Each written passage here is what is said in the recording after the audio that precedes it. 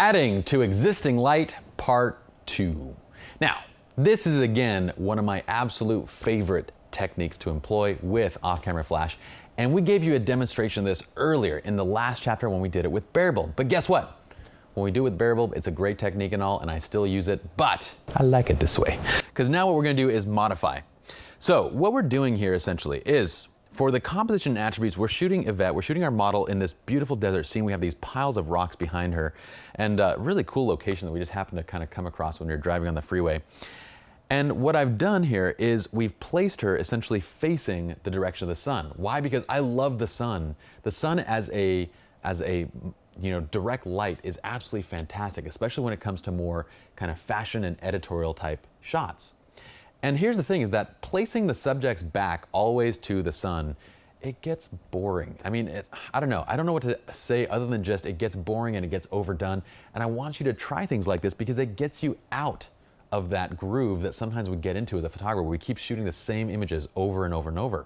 Changing the way that you light is going to dramatically kind of affect the overall toolkit and the way that you approach each scene. And it's going to really open your mind so you're not just repeating each shoot. Okay, so process and tips. So what I want to start with is composition attributes. The first thing is starting with our subject facing the light direction that I want. And for this, we want her to be facing directly into the sun. Okay, so she's looking right into the sun here. I'm shooting at f2.8. Why? Because I want some depth of field separation here. I'm actually on the Sigma 50mm 1.4, but I'm not shooting it at 1.4 because I don't want the background just to be smushed away. I want to be able to tell what's in the background. I want some decent sharpness on her. I just want to shoot at f2.8 so we have a good kind of mixture of sharpness and background depth of field without going too far. Because I think if we were to go to like f5.6 or f8 or f11 in this background, the background would start to get overpowering. This is what I'm talking about with certain scenes that can be too busy. It's just a pile of rocks behind her, right? So if I shoot at a deep depth of field on this lens, we're gonna end up getting a very busy background. And in my mind, that's the kind of background that's gonna detract from our subject. So I'm gonna avoid that by just shooting it a little bit more shallow.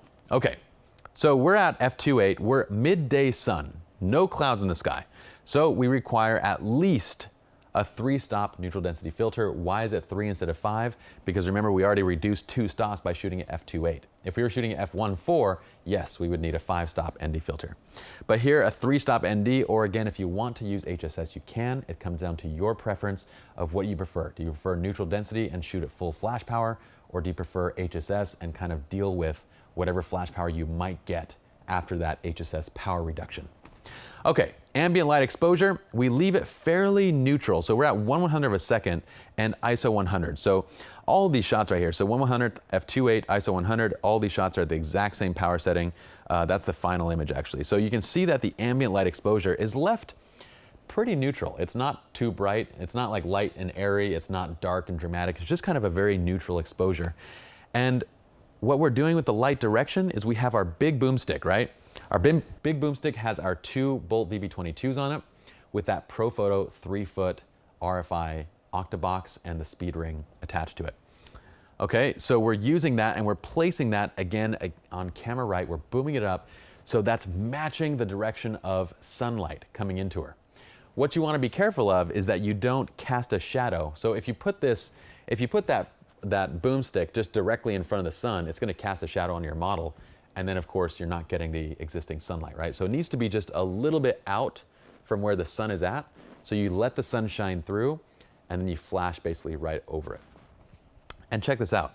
We're shooting basically with the 2 Bolt VB22s. We're at roughly around 1/2 to 1 power, 1/1 power. Again, this depends. If you're using the Profoto B2, then you're gonna probably be around full power. If you're using the bolts with 2 of them stacked, you'll probably be around half power. Just kind of depends on your setup.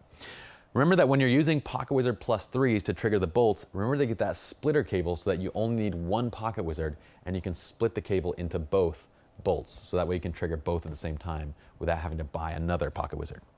Okay, check out what we get here basically. So with that setup, here's the original shot, right? The original shot is great, but what did we talk about before? In part 1, we basically talked about when you shoot a scene where the subject just seems to blend into the background. That's the perfect type of scene to add to existing light, where you just follow existing light and you add to whatever's there, so that way the subject kind of just pops a little bit. What is this? This is in-camera dodging, right? We've essentially just dodged her following the existing highlights and everything. We've dodged those highlights, we've dodged the shadows to lift her up, to bring her out. So essentially we've done dodging and burning without even touching Photoshop. And then once we get into Photoshop, we can kind of continue that process. But we've already started it here, which is going to give us that much better of a result later on. So you can see just by comparing these two shots, straight out of camera, how big a difference that light makes. That pop with the light just makes her just stand out from the background, and it brightens her up to that point where it lifts her off, but in a natural and beautiful way. Now, let's talk about this. So test shot at half power on both EB22 showed a great light quality, nicely boosting the shutter's brightness and filling shadows. Light, color, and white balance from our test shot was great. We're at 5,000 degrees Kelvin. I'm leaving it a little bit more on the neutral side, so we're not warming it up as much because I want that slightly more cool kind of tone to the image. So it looks great right there. We don't need to do any gelling or anything. Now let's get to the posing and the framing and the shooting. I want to mention this as far as the posing side goes. Do you guys see on the pose that she's facing the sun and her eyes are closed, right? Her eyes in this shot are closed because I don't want the eyes to be, the eyes are very much a draw of attention, right? If the eyes are open, if they're looking to the camera, then it's going to pull attention into that. What I want this shot to be about is to be about the clothing, to be about the appeal and kind of just that beautiful look that she has, and just be all about her and her form and her figure and everything, and not so much about the eyes and the face. So we close the eyes. She's posed in a way that we don't get any strange shadows from sunlight. That's the only trick to using hard versus soft light, is just making sure that your shadows are in the right places, because shadows from hard light are that much more defined. So you just have to be more careful where they're placed in your scene. Shadows from a soft light are not very defined. So a soft light, you have a lot of leeway. It could be a foot too far to the left or a foot too far to the right, and it's still going to look good because it's soft light and it tends to wrap. But with hard light that doesn't have any wrap, you have to perfect the pose, perfect the direction and everything.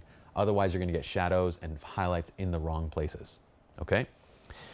So the other thing to note with her pose is the number of triangles. Basically what I'm trying to do is reveal her form, reveal the dress, reveal everything about this, right?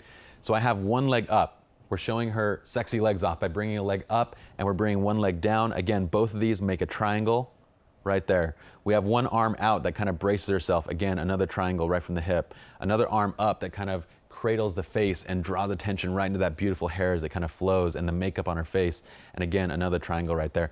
Everything about this is designed to draw you in. Triangles are pleasing shapes to look at. So when I pose, I'm thinking of creating these pleasing shapes with the body that really draw us in overall into the image. Okay? We even have triangles in the background. Look at these mountains right there. Another one right there. Another one right here. So we have a very kind of cool and interesting image to look at. Now, what do we talk about? When you're shooting with direct sunlight, you analyze the scene. You make sure that those shadows are falling in exactly the right places, because simple modifications, simple angling of the chin up or down just a little bit is going to dramatically change where that shadow is falling on the neckline. So just remember all those things. You need to slow down further. When you're using direct light and hard light, you slow down things a little bit more, you watch closely, you analyze to make sure everything's good.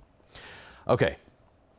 One thing I wanted to say is that since our light is following the existing direction of sunlight, use sunlight as a natural modeling light to pose and watch the shadows and highlights. This is the most beautiful part about this, is that in that slowing down process, normally when we're in the studio, we're using modeling lights, but when you're out on site, you don't have that opportunity. You have to pop a shot to be able to see where the flash is landing, because even if you have a modeling light outdoors, it's not strong enough to see.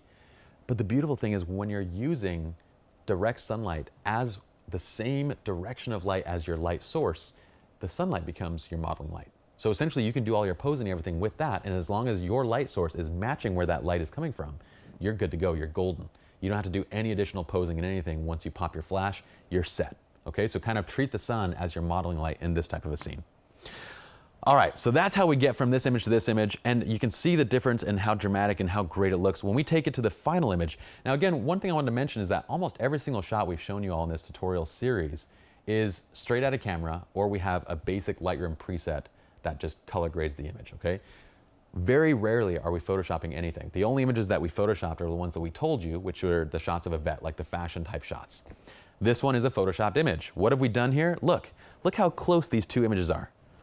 What are we doing? We're doing certain things like we're nipping and tucking in certain areas where basically like the shoulder here flared out, right? So we pull that in a little bit. We pull the hair out to kind of create a more exaggerating look to it.